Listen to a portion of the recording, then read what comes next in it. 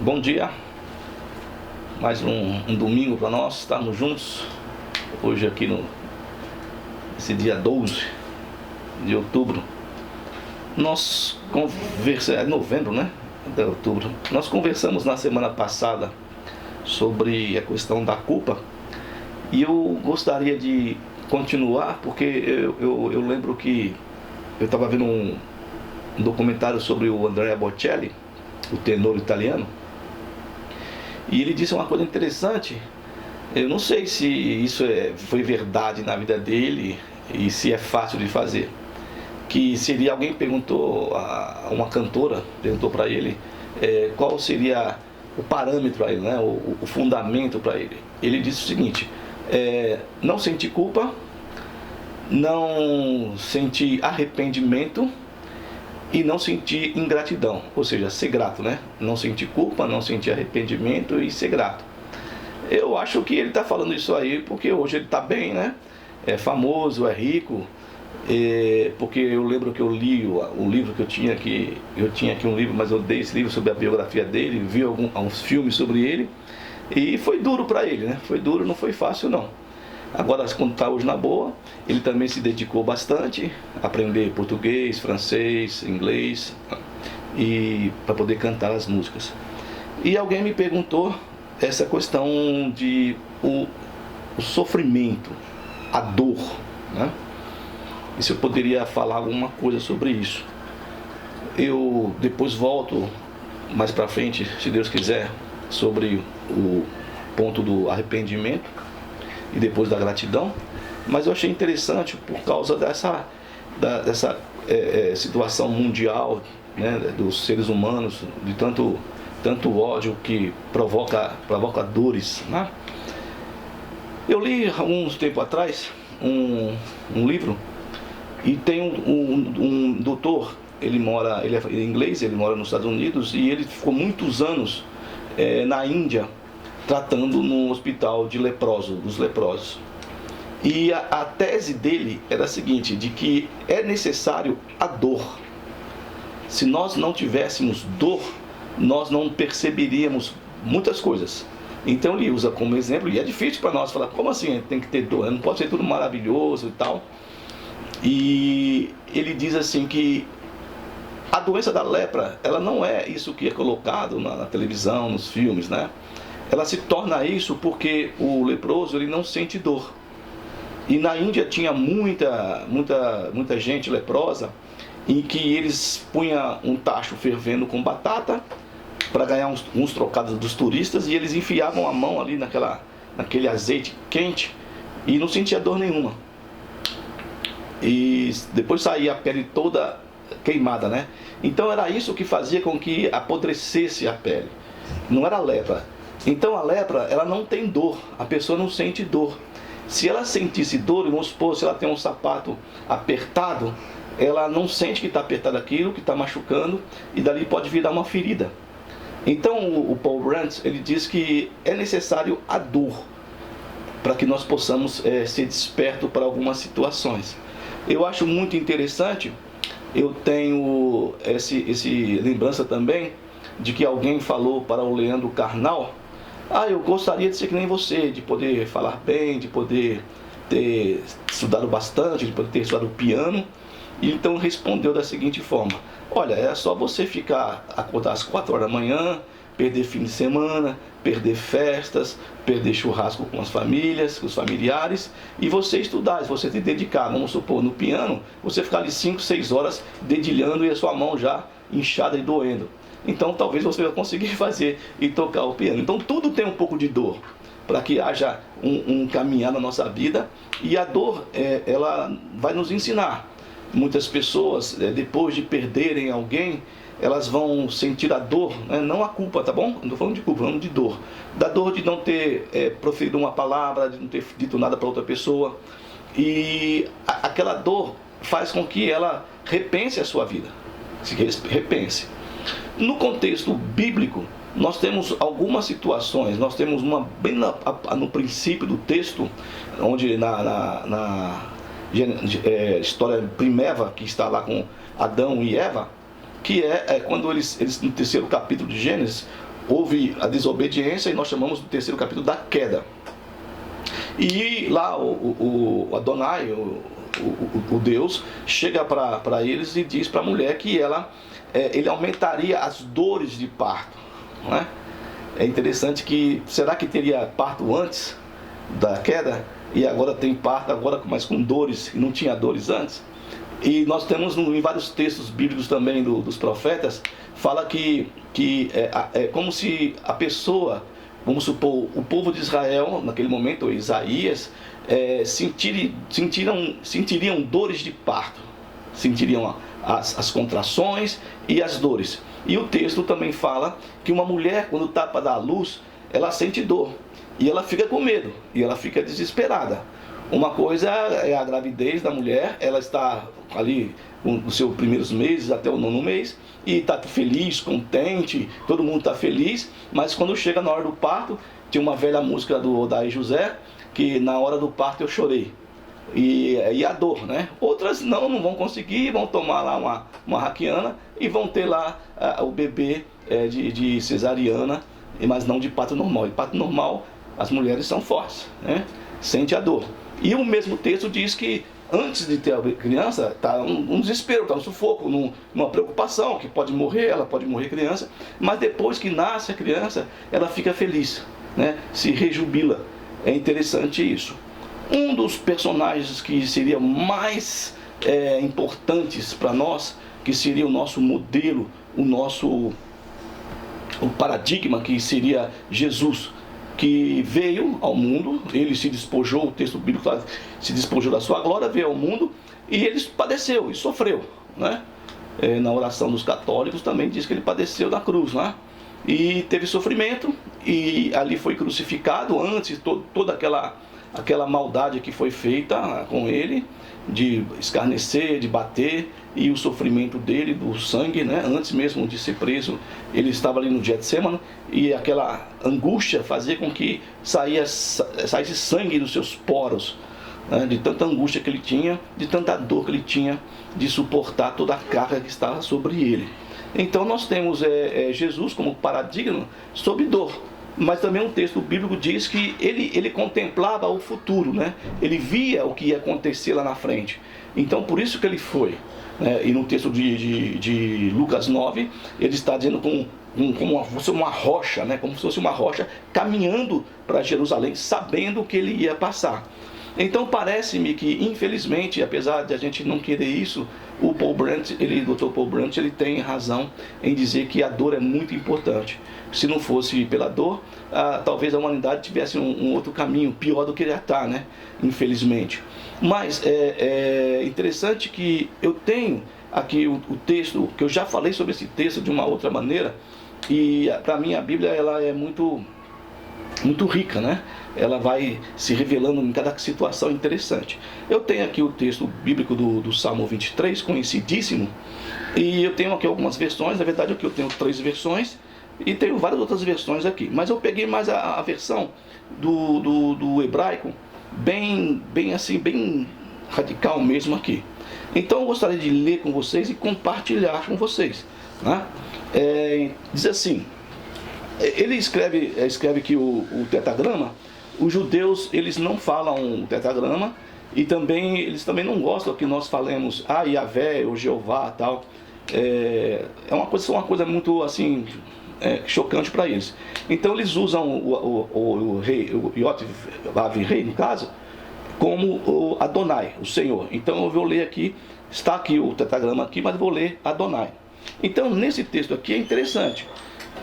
O Adonai, o que me apacenta, o Senhor que me apacenta. O texto hebraico, ele não é como o nosso texto. Ele diz assim, não sinto falta. Ou seja, nós temos, o Senhor é meu pastor e nada me faltará. É o texto nosso normal, da Bíblia, dos católicos e também dos protestantes. Mas aqui não sinto falta. Ou seja, ele é.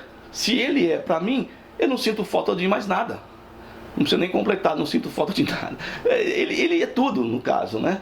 Para o salmista que escreveu, que nós estamos supondo aqui que seria o rei Davi, quando ele apacentava, e ele está numa questão pastoril, né, percebendo o que o pastor faz com uma ovelha, o que um bom pastor faz com uma ovelha. E ele então vai trazer esse personagem como se fosse Deus. Olha, o Adonai é o que me apacenta, então não sinto falta, tá bom? E continua aqui no versos 2: em pastos de relva tenra me faz deitar. Então aquela relva tenra pro gado miúdo, no caso das ovelhas, que elas podem se banquetear com aquela relva verdinha e gostosa, e ali se comerem e se satisfazerem. É interessante porque eu quero que nós possamos entender que existe a dor, né? E essa dor é um questionamento. Na Bíblia você vai achar por vezes Jeremias, Isaías, outros profetas também reclamando e querendo uma explicação de Deus. E um dos maiores, no caso, dos personagens, seria o nosso amigo Ló, né?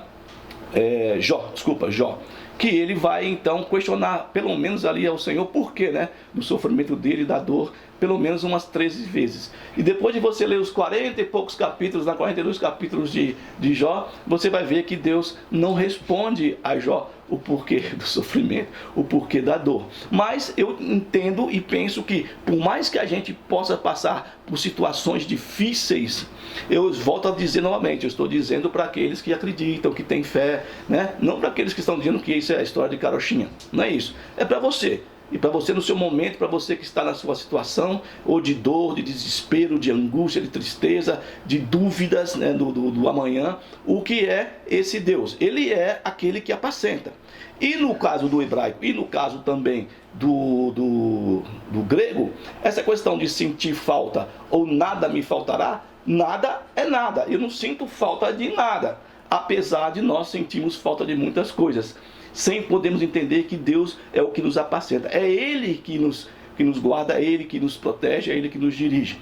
Então nós estamos buscando muitas vezes em outras coisas, principalmente nas coisas materiais, o apacentar, que pertence a Deus, que pertence a Jesus no caso, né? E não o apacentar de coisas materiais que são efêmeras. Não se esquecendo que tem um texto bíblico em que o homem ele tem uma plantação, e a plantação dele vai sobrepujar, vai sobejar. Ele constrói moinhos e silos e ele coloca tudo ali. E em um dado momento está bastante coisa lá e ele fala: bom, agora minha alma, coma e regala-te, né? Como se ele tivesse o controle da vida dele até ele morrer, né? Aí vem uma voz e diz: olha, essa noite pedirão a tua alma, e o que você tem, para que serve, né? Deixou de entender que não é nas coisas materiais que está fundamentada a nossa expectativa, a nossa esperança e o nosso apacentar, mas sim naquele que nos apacenta, e dessa forma não sentimos falta de nada, né? É verdade que nós somos seres humanos e desejamos ter as coisas, né? E depois então dessa relva tenra, depois de você comer o animal, né, a ovelhinha lá, comer a sua relva e satisfazer, ela vai então tomar a sua água. Aí vai dizer: junto às águas de repousos me faz, ou me conduz, me faz descansar, me conduz até ali. Então eu como a comida, já que hoje no nosso tempo a gente fala muitas vezes que não é bom comer a comida junto com a água, né? Depois toma água depois de comer. E aqui é esse caso: come a ovelhinha, come a sua relva terra, e depois ela vai ser levada pelo pastor, que apacenta ela, que cuida dela, e ela então vai descansar, tomar sua água ali, água de refrigério, água, né, de repouso. Aí vem o terceiro, no caso aqui, que fala assim: a minha pessoa ele restaura, não é isso? Aqui ele restaura, no nosso texto aqui, que é o 3, diz: refrigera minha alma, guia-me por veredas da justiça por amor do seu nome. A minha pessoa restaura. Então eu como, eu bebo e as minhas forças são restauradas, né? A minha expectativa, a minha esperança, a minha fé, ela é restaurada. Me guia por trilhos de justiça, por causa do nome dele. É por causa do nome de Deus. Nós vemos muitas pessoas dizendo, e tem vários cânticos no nosso meio, que fala que Deus é fiel, fiel a mim. Deus não é fiel e fiel a você, nada não, já falei isso. Deus não é fiel ao Geraldo, Deus não é fiel ao Francisco, ao Jeremias, a quem quer que seja, não. Ele é fiel à palavra dele, ao nome dele. daquilo que ele colocou como ele faria. No caso, nós podemos lembrar de Abraão, quando ele falou para Abraão: olha, você aqui eu juro pelo meu nome. Não é pelo Abraão. E o texto bíblico nos diz muitas vezes que não é pelos os lindos olhos do povo de Israel, porque eles sejam bonitos ou não. Não. Pela bondade de quem quer que seja, não. É por causa do que ele falou, da palavra dele. É ele. Né? Não é fiel a mim. Vai nessa que você vai ver que é bom para tosse. Tem que ficar esperto nisso aí, tá bom? E no 4 vai dizer: ainda que eu ande por vale de escuridão profunda. Se eu estivesse ali naquela situação que você não vê situação de conserto, de se ajeitar as coisas, você está ali no vale de lágrimas, no vale de Baca, na profundeza, na região abissal, e você fala: pronto, agora já era. Para mim acabou, não tem mais jeito, é mais escuridão ainda, que seria a morte, né? Fechar os olhos e partir daqui e pegar lá o paletó de madeira para vestir, né? Ainda que você esteja nessa situação, né, que ande por um vale de escuridão profunda, abissal, não temo mal. Esse é o salmista profetizando, proclamando a confiança dele em Deus. Mesmo que a minha situação seja... Isso é terrível, porque a gente não consegue, eu não consigo, tá bom? Eu às vezes ainda fico brigando com Deus aí por um monte de coisa, e são coisas picuinhas que eu tenho, e fico brigando e achando que eu tenho direito, que eu mereço. Não, né? Isso não é fácil. Mas não se esquecendo que eu sempre estou falando que nós precisamos tentar, né? E tentando, né? Então no momento do abissal, no momento da escuridão profunda, você não temeu o mal. Por que ele está declarando que ele não teme? Eu não temo mal, nenhum, nada. Aí ele vai responder: porque tu comigo, porque tu estás comigo, então eu não temo. Eu lembro que o Miguel de Unamuno, que é esse filósofo espanhol que eu estudo, ele fala que eu não temo nenhum ser humano, nenhum homem. Ele fala: e eu sou basco dos 7 costados, ele fala. E eu não temo homem, eu não temo nada. E aqui o salmista fala assim: eu não temo mal nenhum, né? Se você acredita no mal das regiões celestiais da maldade, ou o mal provindo de seres humanos, eu não temo nada, diz ele, né? Porque tu comigo. É uma confiança, é um alicerce. É se você colocar no alicerce, que é esse Deus que cuida, né? O teu bordão e o teu bastão, eles me consolam. Não se esquecendo que antigamente, eu não sei se ainda hoje, o pastor tinha duas madeiras, né?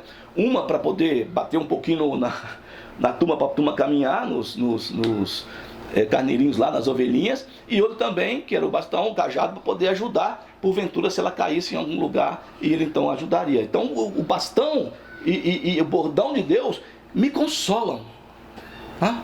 Me dão essa consolação de que eu posso ser puxado, que eu posso ser também direcionado para o lugar certo, se eu quiser. No versículo 5: preparas perante mim mesa, de frente aos que me hostilizam, dos meus inimigos.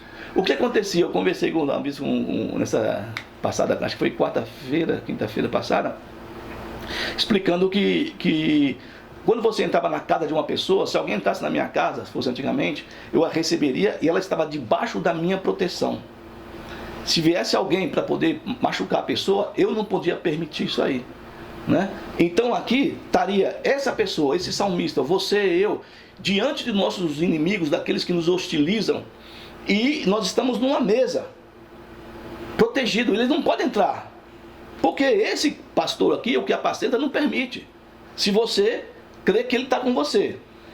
Aí ele vai: untas com óleo a minha cabeça. Você recebia, isso também era algo que era feito com os reis e também com os sumos sacerdotes, os sacerdotes que serviam no templo. Então, cara, você vai chegar na minha casa, eu vou dar água para você se banhar, e vou dar também um óleo para ungir a sua cabeça. Lembra aquela mulher ungindo Jesus antes da morte dele? Os caras: não pode tocar, não, deixa ela, rapaz, deixa ela, porque ela está fazendo uma coisa que ela vai ser lembrada eternamente, porque ela está fazendo, ela está me preparando para a minha morte. Então você recebia com alegria, protegia a pessoa, colocava um óleo a você, é um rei aqui, você é um sacerdote que vai sentar na minha mesa, vai compartilhar o meu pão, nós vamos comer juntos, né? E o meu cálice é transbordamento, ou seja, transborda, ou seja, que você vai pôr e é abundância, né? Vai caindo aqui lá, você vai beber o seu vinho numa mesa especial, e os que te hostilizam estão ali doidos para te pegar, não é isso? Lembra daquelas pessoas que têm inveja de você, que você... Nossa, você não pode nem sair na rua, que você tropeça ali, né? Então, Olha, está na mão de Deus. E também não seja justiceiro, viu? Não seja você o justiceiro, porque quem é justo é Deus, não você, nem eu, né? A vingança é minha, diz o Senhor, e Ele que vai tomar conta. Então você tem que confiar. Estou aqui porque tu está comigo, né? E o meu cálice transborda, é transbordamento, né? E o óleo na minha cabeça, e a mesa está preparada, estou comendo aqui, os caras estão se matando lá, porque se dane os caras. Você não tem nada a ver com isso. Você não pode ser juiz, não pode ser julgador de ninguém, nem carrasco. Você vai colocar a sua vida na mão de Deus e entender porque tu estás comigo, eu não temo nenhum mal, né?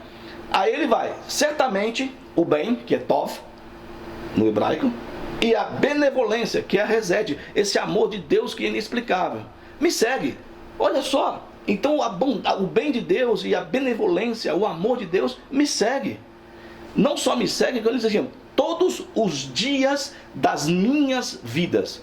A gente fala que nós temos uma vida, e eu já falei várias vezes aqui, não sei se vocês se lembram, que a nossa vida, cada dia é uma vida, então são vidas. Hoje é uma vida, ontem foi uma das vidas, hoje é se eu chegar até amanhã vai ser outra vida. Então são as vidas, né? Todos os dias de minhas vidas, Ele está me seguindo. E eu retornarei na casa de Adonai.